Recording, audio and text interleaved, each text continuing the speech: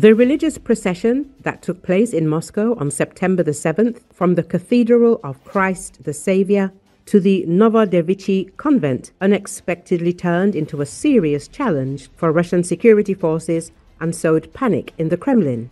Although the event was initially presented as religious and purely apolitical, the scale of the procession and the composition of its participants caused alarm among Putin's authorities and the special services, writes VChK-OGPU. According to official data, about 40,000 people took part in the procession. However, independent sources claim that the number of participants could have reached 120,000. In addition to parishioners and representatives of the Russian Orthodox Church, organized groups of nationalist movements were seen in the column. Football fans, so-called veterans of the military actions in Ukraine, and representatives of radical associations. Their mass participation gave the event an overtly political tint and frightened the authorities. For the Ministry of Internal Affairs and the FSB, such a development of events was a complete surprise. Surveillance units were urgently raised, and officers were sent to the streets of the capital to assess the situation. The most interesting thing, according to the information from the reports, is that a significant part of those gathered expressed dissatisfaction with the authorities and the monopoly of ethnic diasporas in the economic sphere. The police and National Guard cordon looked confused and actually dissolved into the multi-thousand column. The very next day, the heads of the Ministry of Internal Affairs and the FSB received tough questions from the presidential administration. The data on the scale of the march and the mood of its participants contrasted with the previous optimistic reports of the special services about the people's support for the government.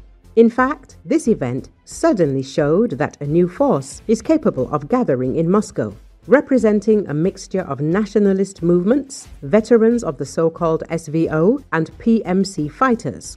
And this force, unlike the liberal opposition, looks more organized and potentially dangerous for the regime. According to sources, the Kremlin's reaction to Sunday's march was painful. There was panic. Putin's leadership is considering personnel changes in the structures responsible for domestic policy and security in order to prevent further precedents of this kind.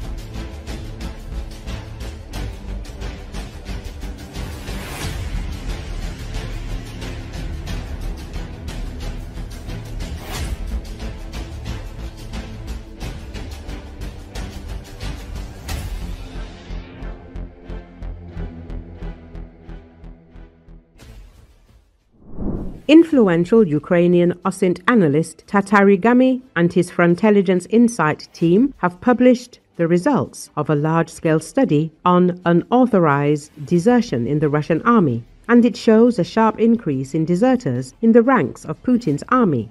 According to their data, the number of escapes and desertions in the Russian army has increased 2 to 3 times in recent months. This is not about isolated incidents.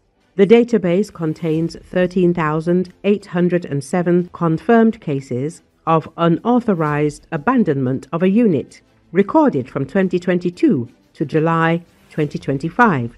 The year 2025 has become especially alarming for the Kremlin. By July, the number of registered cases had already reached the level of 2024, indicating a doubling of the desertion rate. Researchers note that while cases of defection were relatively rare at the beginning of the war, the phenomenon is now widespread. Of the 13,807 cases reviewed by analysts, 11,341 involved contract soldiers, 2,457 were mobilized, and 9 were other categories, including conscripts. Thus, the overwhelming majority of deserters are contract soldiers. An example is the 30th Separate Motorized Rifle Brigade of the 2nd Combined Arms Army of the Russian Federation. From April 2023 to March 2025, 1,988 cases of desertion and unauthorized departure were officially recorded there. In less than 2 years, the number of fugitives is comparable to half of the brigade. The indicator increased especially sharply in 2024 to 2025. According to analysts, contract soldiers make up 73.6% of deserters in this unit. Mobilized soldiers appear in only 4.38% of cases, but this may be due to their high mortality rate rather than greater discipline. Separately, a sharp increase in desertions directly on the battlefield is noted. Since the summer of 2024, their number has increased more than tenfold. These data highlight the worsening crisis in the troops, despite harsh measures including extrajudicial executions. Experts emphasize that the registered cases are not short-term absences, but official cases that are classified as criminal offenses in Russia. Another important conclusion concerns the quality of Russian troops. Although Moscow continues to fulfill its plans for recruiting personnel, a growing share of reinforcements comes from prisoners and persons under investigation. This directly affects the combat readiness of the army and the morale of the units. According to the Frontelligence Insight team, the current figures do not yet mean an immediate collapse of the Russian army. However, the rapid growth of desertion shows that even the most severe measures are not able to stop this process. The problem is becoming systemic and deepening with each passing month.